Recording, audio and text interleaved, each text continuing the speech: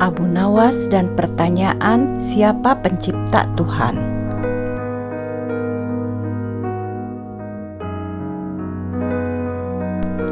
Kala itu, kota Baghdad tengah gempar oleh kehadiran orang asing. Persoalannya bukan pada orangnya, melainkan orang asing tersebut tidak mempercayai adanya Tuhan. Bukan hanya itu, ia juga menantang orang-orang Muslim untuk berdebat dengannya terkait keberadaan Tuhan.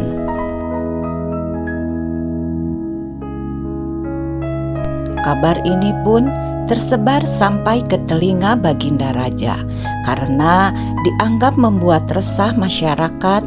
Orang asing ini lalu dipanggil ke istana. "Apa tujuanmu membuat onar di negeri kami?" tanya Baginda Raja. Orang asing ini menjawab, "Untuk apa aku bertuhan kalau tidak bisa menjawab pertanyaanku?" Kemudian Baginda Raja bertanya kembali, "Apakah kamu tidak percaya adanya Tuhan?" Dengan tegas dan percaya diri, orang asing itu menjawab, "Tentu saja saya tidak percaya adanya Tuhan, dan saya juga tidak percaya adanya akhirat."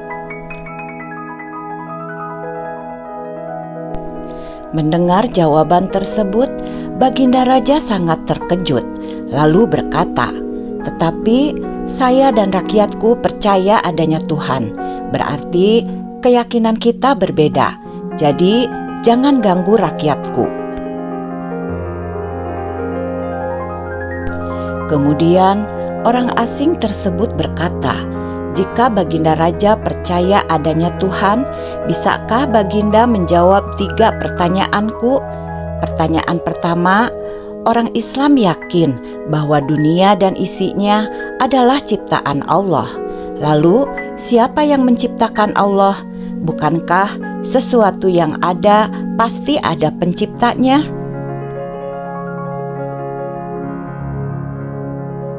Pertanyaan kedua, katanya di dalam surga manusia tidak akan buang air besar, sedangkan mereka makan dan minum tiap hari. Bagaimana mungkin ini bisa terjadi? Padahal segala sesuatu yang akan dimasukkan pasti akan keluar.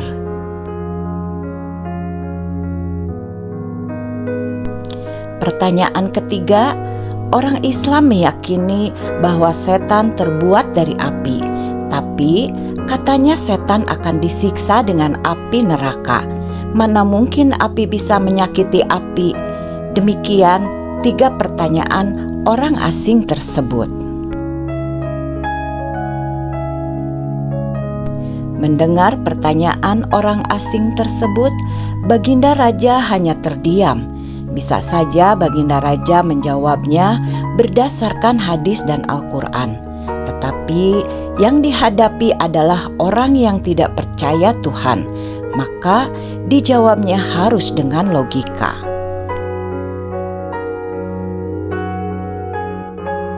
Kemudian salah satu menterinya membisikkan kepada Baginda Raja. Menteri tersebut berkata kepada Baginda Raja bahwa kalau soal seperti ini, serahkan saja kepada Abu Nawas. Ia pasti bisa menjawab segala pertanyaan yang diajukan orang asing tersebut. Maka tak lama kemudian dipanggillah Abu Nawas ke istana. Setelah dijelaskan mengenai pertanyaan orang asing yang tidak percaya Tuhan ini, kemudian Abu Nawas duduk di hadapan orang asing tersebut.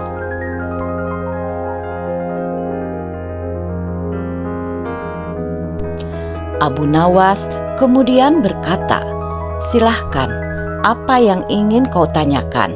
Orang asing itu berkata, pertanyaannya pun sama seperti pertanyaan yang diajukan kepada Baginda Raja, yakni siapa pencipta Tuhan?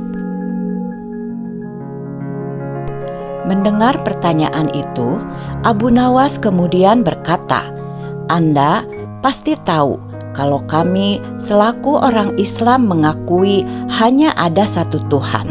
Kita istilahkan saja Tuhan dengan angka 1. Sekarang gantian aku yang bertanya. Angka 3 berasal dari angka berapa? Tanya Abu Nawas.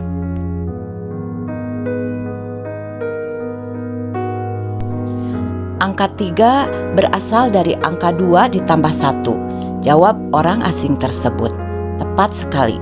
Kalau angka 2 berasal dari angka berapa? Abu Nawas bertanya lagi. Orang asing pun menjawab. Angka 2 berasal dari angka 1 ditambah 1.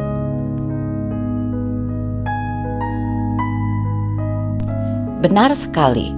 Sekarang, kalau angka 1 sendiri berasal dari angka berapa? Tanya Abu Nawas lagi. Tidak disangka, orang asing tersebut kaget dengan pertanyaan itu. Ia hanya terdiam tak bisa menjawabnya. Kemudian Abu Nawas berkata, pada intinya semua angka pasti ada awalnya. Entah itu angka 5, angka 4, ataupun angka 10. Dan angka-angka tersebut diibaratkan alam semesta ciptaan Allah. Apabila kamu bertanya siapa yang menciptakan Allah, sama halnya saya bertanya dari mana angka 1 itu ada. Kamu pasti tidak akan bisa menjawabnya. Orang asing itu pun langsung terdiam dan merenungi kata-kata Abu Nawas. Lalu orang asing itu berkata, "Untuk jawabanmu yang pertama masuk akal juga. Sekarang untuk pertanyaan kedua, bagaimana mungkin manusia bisa buang air besar di surga?"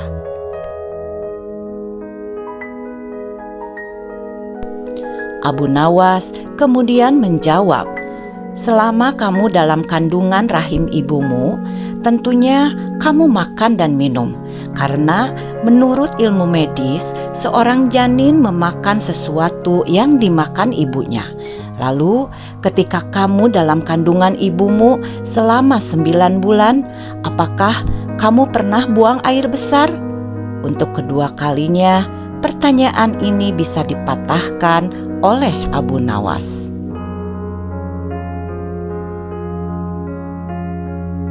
Sejenak, orang asing tersebut terdiam setelah mendengar jawaban dari pertanyaan yang kedua. Sekarang, pertanyaan terakhir, bagaimana mungkin api bisa menyakiti api? Ucap orang asing lagi.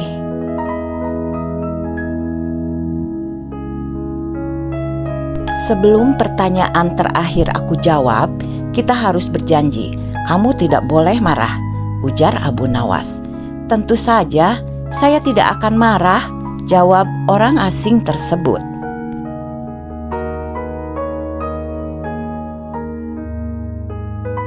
Tiba-tiba, Abu Nawas menampar pipi orang asing itu dengan sangat keras. "Hei, apa-apaan ini? Kalau tidak bisa menjawab, jangan emosi," ujar orang asing itu. "Siapa yang emosi?" jawab Abu Nawas. "Itu tadi adalah jawaban saya," tegas Abu Nawas. "Apakah tadi kamu merasakan sakit?" tanya Abu Nawas. "Tentu saja sakit," jawab orang asing itu.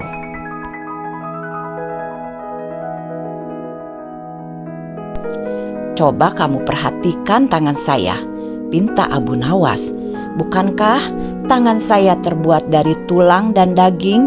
Begitu juga dengan pipi kamu. Tapi ketika tangan saya menampar pipi kamu, kamu langsung kesakitan. Itulah gambaran sederhana kalau api neraka bisa menyakiti setan. Setan pasti akan merasa kesakitan, meskipun ia sama-sama terbuat dari api," jelas Abu Nawas.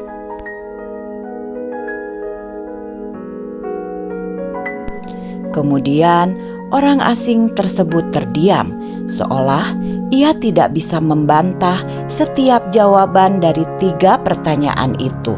Baginda Raja pun yang mengikuti tanya jawab tersebut terlihat kagum pada Abu Nawas.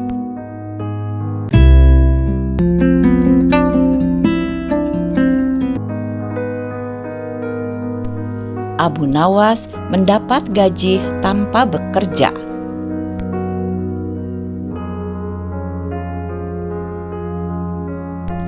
Abu Nawas adalah orang yang sangat sederhana, meskipun ia dikenal dekat dengan Baginda Raja Harun ar-Rasyid, tetapi kehidupan keluarganya cukuplah sederhana, tidak memiliki harta benda yang berlimpah.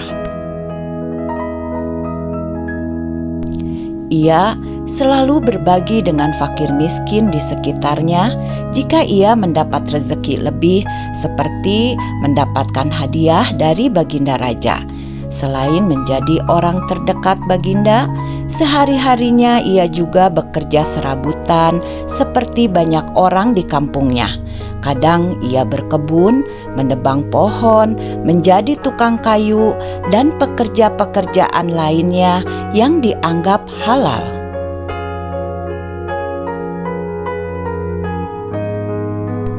Suatu waktu, pada musim kemarau, Abu Nawas sedang tidak mendapatkan pekerjaan apapun. Ia juga jarang diundang Baginda Raja, sehingga tidak mendapatkan hadiah. Pemasukan Abu Nawas semakin menipis.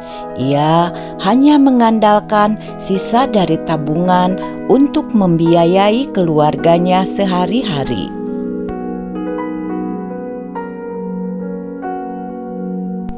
Kadang Abu Nawas mengisi kekosongan waktunya itu dengan beribadah saja karena tidak ada pekerjaan lain. Suatu hari, istri Abu Nawas meminta sesuatu kepada suaminya. Ia berkata, "Wahai suamiku, kapan engkau berikan aku sebuah gaun indah? Beberapa hari ini engkau hanya menghabiskan waktumu untuk berdoa saja," ucap istri Abu Nawas. "Tapi semua kulakukan dengan ikhlas hanya untuk mendapatkan ridho Allah Subhanahu wa Ta'ala," jawab Abu Nawas. "Kalau begitu, mintalah upah kepada Allah Subhanahu wa Ta'ala," sahut istri Abu Nawas. Spontan, Abu Nawas beranjak menuju pekarangan rumahnya. Dengan berbekal sehelai tikar dan alat peribadatan lain, Abu Nawas mulai bersujud untuk menyampaikan permohonannya kepada Allah Subhanahu wa Ta'ala. "Ya Allah, berilah hamba upah 100 keping perak," ujar Abu Nawas dengan suara lantang, dan dilakukannya berulang-ulang. Rupanya, suara Abu Nawas terdengar oleh seorang tetangganya yang kaya dan sedang beristirahat di depan rumahnya. Mendengar permohonan Abu Nawas, tetangga itu pun berniat untuk mengerjai Abu Nawas.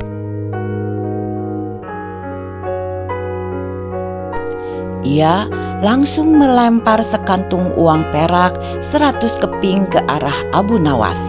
Abu Nawas pun dibuat kaget. Kaget tidak percaya apa yang telah ia dapatkan. Ia pun langsung mengambil uang tersebut dan langsung berlari menemui istrinya di dalam rumah. "Istriku, aku memang wali Allah dan aku baru saja mendapatkan upah dari Allah Subhanahu wa Ta'ala," kata Abu Nawas dengan girang. Melihat Abu Nawas sudah membawa lari uangnya, si tetangga pun tidak terima dan langsung menemui Abu Nawas untuk meminta uangnya kembali.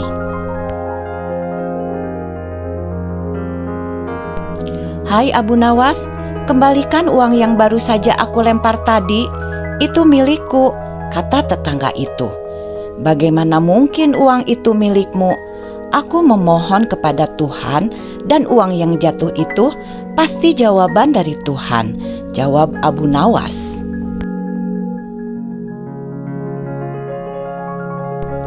Karena Abu Nawas tetap bersikeras tidak mau mengembalikan uang tersebut, tetangga usil itu pun memutuskan menyelesaikan permasalahan itu di pengadilan.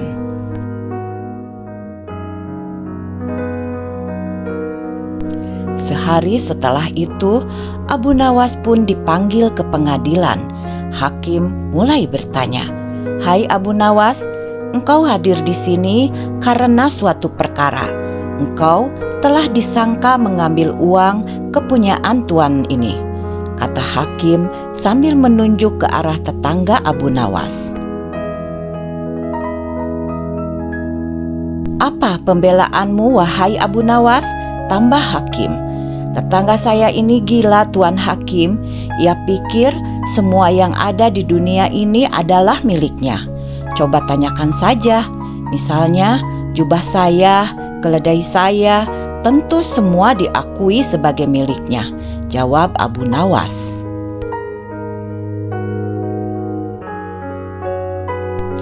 "Tapi itu memang milikku," teriak tetangganya yang kaget akan pernyataan Abu Nawas tersebut. Abu Nawas kemudian menceritakan seluruh kronologi kejadian tentang doa yang dilakukan untuk mendapatkan uang 100 keping perak. Hakim akhirnya memutuskan jika Abu Nawas tidak bersalah dan uang itu adalah sah milik Abu Nawas karena ia sudah memohon kepada Allah dan uang itu jatuh sendiri kepadanya.